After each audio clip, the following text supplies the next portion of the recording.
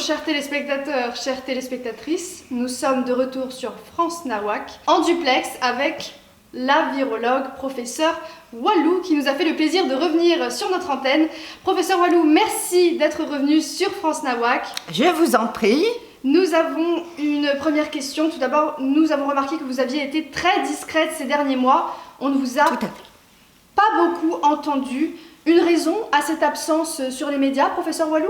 Alors, effectivement, j'ai disparu des écrans. Je pense que la flopée, je dirais même le tsunami de spécialistes qui se sont enchaînés devant les écrans, c'était largement suffisant. Il y avait de quoi avoir des relents émétiques. Alors, moi, je dis que tous ces gens, alors, je ne sais pas si vous avez remarqué, tous ces gens qui étaient là matin, midi et soir, comme une posologie quotidienne obligatoire, je trouvais que finalement, c'était très indécent de les voir mal filmés chez eux. Alors, on avait toujours, vous savez, la vue comme ça sur les cavités nasales. Alors, dans le langage scientifique, je dirais poliment que tout de même, parfois, on avait droit à une petite Crotinus morbicus mollus. Et c'était fort désagréable, je vous l'avoue, surtout à l'heure des repas. Voilà, donc moi j'ai estimé que j'avais d'autres choses à faire. On était déjà en essai clinique et c'est l'essentiel pour les Français de savoir qu'il y a des gens sérieux comme moi qui travaillent pendant que certains font les zouaves à la télévision.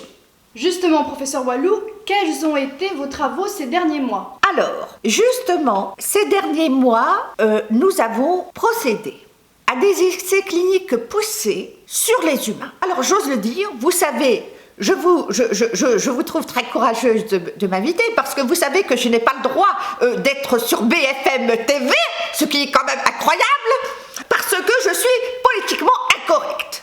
Dans une période de crise, madame, on ne passe pas son temps à faire des essais sur des souris, des chiens, des chats, etc.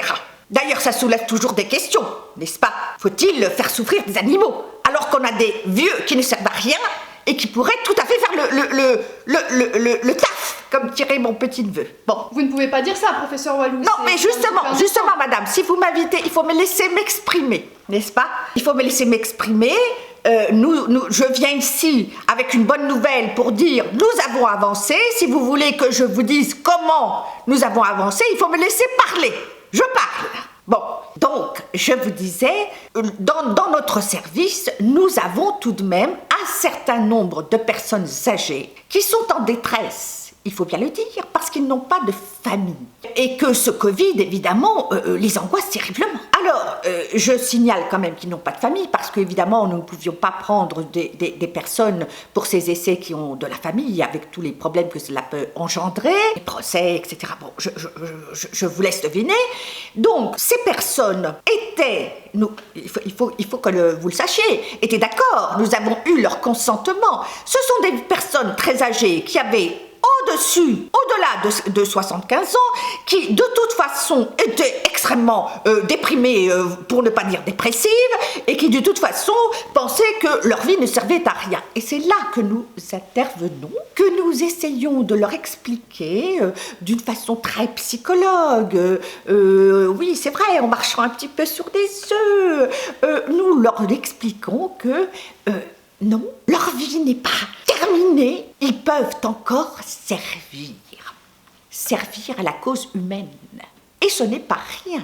Donc, nous les amenons à accepter l'idée d'effectivement possible de finir leur vie plus rapidement que prévu. Mais enfin, madame, dites-moi, dans quel pays, dans quel monde vivons-nous? Dans quel monde peut-on dire que c'est un scandale que les personnes âgées meurent? Les personnes âgées meurent. C'est dans l'ordre des choses, il faut que ce soit compris. Donc, elles l'ont compris. Donc, nous sommes tout à fait en légalité avec cette histoire. Hein. Nous leur avons fait signer des tas de contrats, en plus de nous donner évidemment de faire don de leurs biens à notre association Mourir dans l'indignité.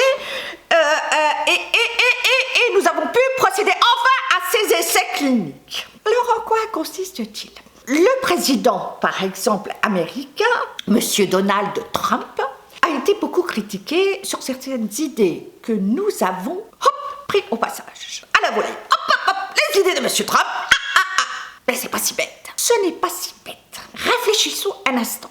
Lorsque on ne connaît rien à un virus, il faut essayer des choses. Et c'est ce qu'a proposé ce monsieur, ce président américain, que tout le monde critique, notamment les gauchistes, alors que ces idées n'étaient pas si bêtes. Essayer, par la lumière, le soleil, la chaleur, de tuer ce virus, nous l'avons essayé dans nos laboratoires.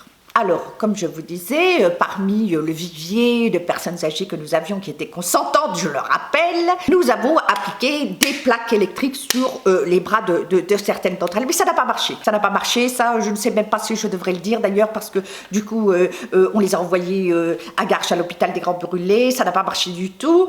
Mais en revanche, nous avons pu procéder à la deuxième phase, pour le coup, puisque nous savions que la première ne marchait pas, la deuxième phase qui consistait à leur faire avaler des produits. Alors nous, on a essayé tout de suite l'acide chlorhydrique.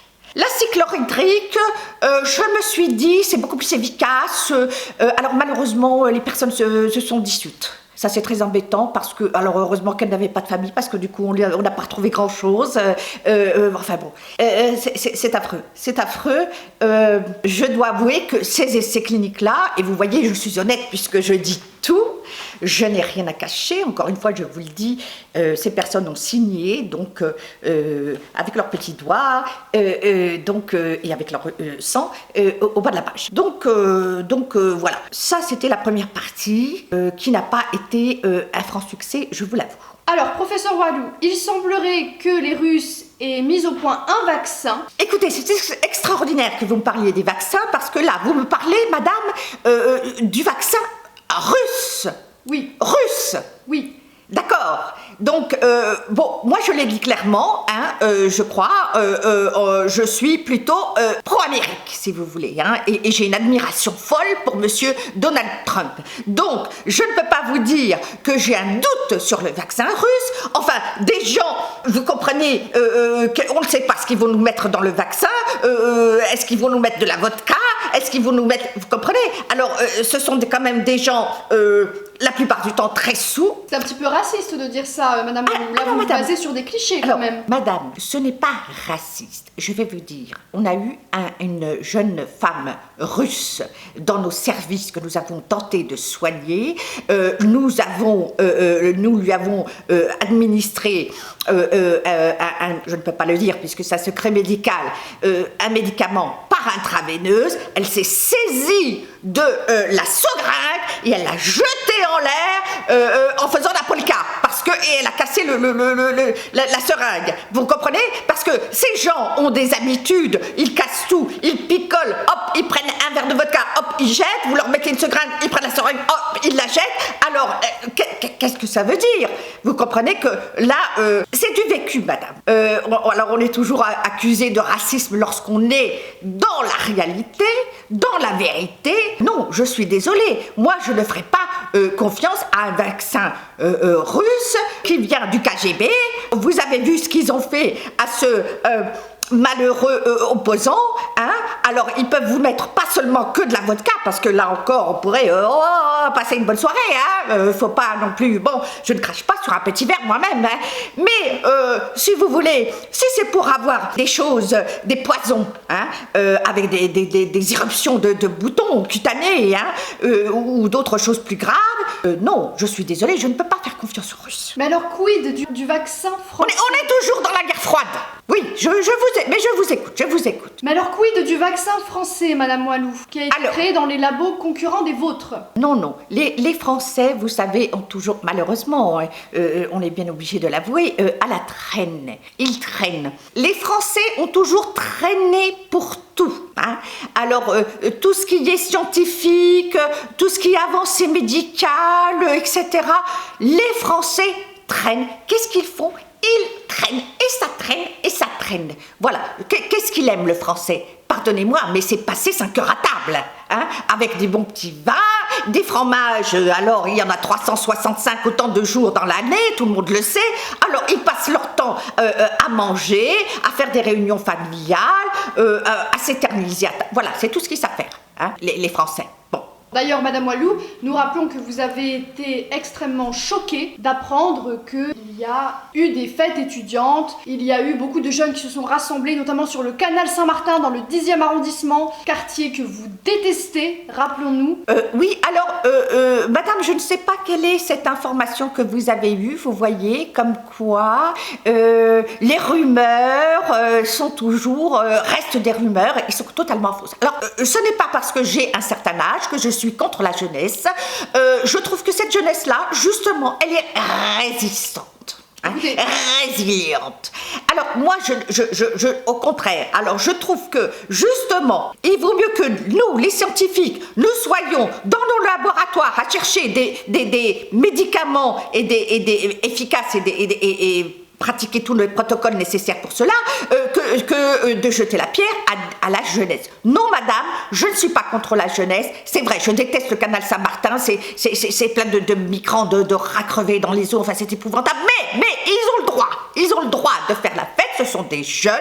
Moi-même, je n'oublie pas que j'ai été jeune, croyez-moi. Alors évidemment, c'était une autre époque, on buvait du Coca-Cola, on jouait au flipper. Bon, mais c'était... Bon, c'est pas le problème. Madame Walou, nous nous perdons. Oui, j'ai bien compris, madame, nous perdons. Donc, pour revenir sur les jeunes, alors, on leur a reproché récemment d'être 100 dans 60 mètres carrés. Et alors, comment voulez-vous que ça chauffe s'ils ne sont pas bien serrés, hein? C'est quand même plus pratique pour mettre des mains aux fesses, hein? Pour draguer, c'est la jeunesse, c'est comme ça, il faut l'accepter, hein? Donc, moi je dis, les jeunes, allez-y, roulez-vous des pelles, oui, roulez-vous des pelles, des mains aux fesses, allez-y, dansez, allez, c'est la Java, c'est la jeunesse, il faut dire zut à cette maladie, à la mort, et allez-y. Non, vraiment, moi j'aime beaucoup le fils de cet humoriste qui n'était pas si drôle que cela d'ailleurs, comment s'appelle-t-il, Guillaume Bedos ou quelque chose de ce genre. Alors, parce que Guy Bedos, voilà, et bien son fils qui a lancé sur les réseaux sociaux, comme on dit, un appel à l'amour. Alors moi j'aime beaucoup, vous voyez, comme quoi parfois on me dit sectaire, raciste. Non, moi j'aime beaucoup les jeunes et j'aime beaucoup cette idée de vivre. Oui, mais alors, professeur Walou, vous parlez de vivre. Oui, absolument. Mais vous-même... Une ode à la vie. Mais vous-même, professeur Walou, vous portez un masque autour du cou, mais pas sur le visage. Tout à fait. Alors, vous avez bien dit autour du cou, oui, et pas sur le visage. D'ailleurs, je me suis permis, si vous avez remarqué, de mettre un petit peu de rouge à lèvres, enfin. Je l'ai mis autour du cou parce que, vous savez, nous sommes, certes, dans une démocratie, mais il semblerait que parfois, nous soyons dans une sorte de dictature. On nous impose le port du masque. Attention, Madame Walou, parce oui, que ce sont exactement les mêmes discours que les Gilets jaunes qui parlent du fait que nous sommes en dictature. Non, Madame, on ne peut pas faire d'amalgame. J'ai horreur du jaune. Ça, c'est une couleur vraiment qui ne plaît pas du tout.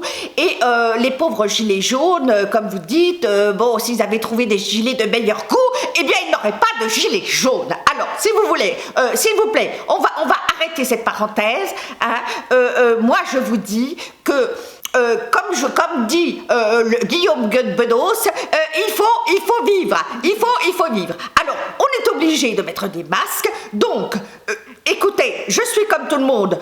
Je ne suis pas au-dessus des lois. Donc, je suis obligée de porter un masque. Alors, je fais l'hypocrite. Je le mets là, je le dis. Évidemment, quand je suis à l'extérieur et que je vois un policier, parce que certains sont sournois. Ça, il faut bien le dire que parfois ils sont un peu sournois, certains sont en civil. Alors ceux-là, évidemment, on ne peut pas les repérer, mais lorsque j'en vois un en uniforme venir vers moi, hop, je prends le masque et je fais choup, ni vu, ni connu. Voyez? Bon, alors, ça c'est de la petite démonstration. Alors, c'est ce qu'il faut faire. C'est ce qu'il faut faire puisqu'on nous impose cette horreur. Alors, je vous ferai remarquer qu'elle est en douite d'un produit bleu. Alors, on ne sait pas ce que c'est. Alors, moi-même, je l'ai passé sous le stéthoscope. J'ai essayé de regarder. Je ne vois rien. Je ne vois que du bleu, que du bleu, que du bleu. Je ne sais pas ce que vous avez dit, vous l'avez passé au stéthoscope? Au microscope, pardon. Vous avez bien fait de me reprendre.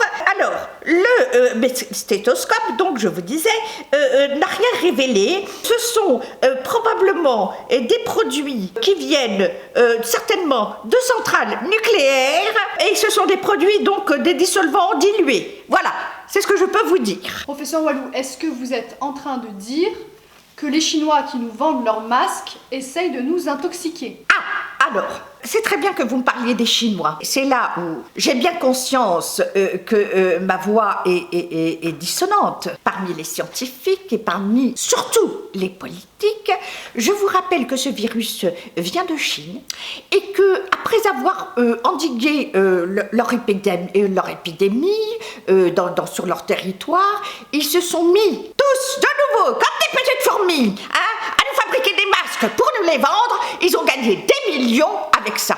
Alors, c'est à se demander, pardonnez-moi, il ne s'agit pas d'être complétiste, mais on pourrait quand même se poser la question, est-ce que ces personnes n'ont pas diffusé le virus dans le monde entier, dans le seul but de produire et de produire davantage et davantage et de renflouer les caisses de l'État? La question restera en suspens en ce qui me concerne, mais je trouve tout de même très étrange de faire en sorte qu'un virus parte comme ça, parce qu'il est parti d'une petite ville, mais où il y avait des vols internationaux. Ils ont laissé partir ces avions et ils l'ont diffusé dans le monde entier pour après s'en mettre plein les fouilles. Professeur Walou, il semblerait que des labradors soient en train d'être formés pour renifler les transpirations. C'est un scandale, madame. C'est un scandale. Alors, c'est un scandale, enfin. Et je dirais même plus, une mascarade. C'est une mascarade. Madame, l'autre fois, j'ai été obligée pour aller à un congrès, on n'était que 10 évidemment, mais avec les restrictions. Je suis allée à un congrès, j'ai dû aller à Orly prendre un avion pour Nice, et il y avait un de ces chiens renifleurs. Alors, qui venait là, tout près de ma culotte, à me renifler. Enfin, c'est indécent. Indécent. Professeur Walou, pouvez-vous nous confirmer qu'un gel hydroalcoolique puisse prendre feu dans un véhicule garé au soleil? Ou est-ce tout simplement une fake news? Professeur Walou, vous êtes toujours avec nous? Oui, je réfléchis parce que là, vous me donnez des idées. Vous voyez, c'est un protocole que je n'ai pas encore essayé. Alors, si on mettait une personne âgée, donc qui ne sert à rien, avec plein de petite allumette, un peu genre... je n'ai pas de réponse, nous n'avons pas encore essayé ce protocole. Professeur Walou, est-il vrai que les mouches peuvent transmettre le Covid-19? Non, alors écoutez, alors la dernière fois, vous m'avez déjà posé des tas de questions idiotes, auxquelles j'ai essayé de tenter de répondre comme je pouvais. Non, les mouches, madame, elles aiment la merde. Ils s'en foutent des humains, des virus et des machins. Alors, il faut rester à raison gardée, comme on dit. Autrement dit, garder sa raison. Ne pas dire n'importe quoi. Nous sommes quand même face à des millions de téléspectateurs qui nous écoutent, qui peuvent être angoissés à l'idée de voir un moustique, un moucheron, une mouche, enfin... Alors, il faut pas dire n'importe quoi et semer la panique, d'accord? Surtout dans le sud de la France, il y a aussi même des grillons, des machins, alors sinon il faut se méfier de tout, et même de sa tortue domestique, ou de son chien, ou de son chat, ou de son perroquet. Bon, alors non, il faut quand même continuer à avoir des animaux de compagnie, et voilà. Et les crottes aussi ont le droit d'avoir leurs animaux de compagnie qui sont les mouches. Voilà, je crois que j'ai fait le tour. Professeur Walou, c'est une fin d'interview. Merci beaucoup Merci à de nous vous. avoir fait l'honneur de venir sur France Nawak. Je vous en prie. Cette émission que vous pouvez retrouver en replay sur francenawak.fr, évidemment. Un dernier mot peut-être, vous avez 20 secondes pour terminer cette interview, si vous voulez passer un petit message aux Français. Oui, un seul mot. Arrêtez d'écouter tous ces spécialistes. Faites-moi confiance, je reviendrai.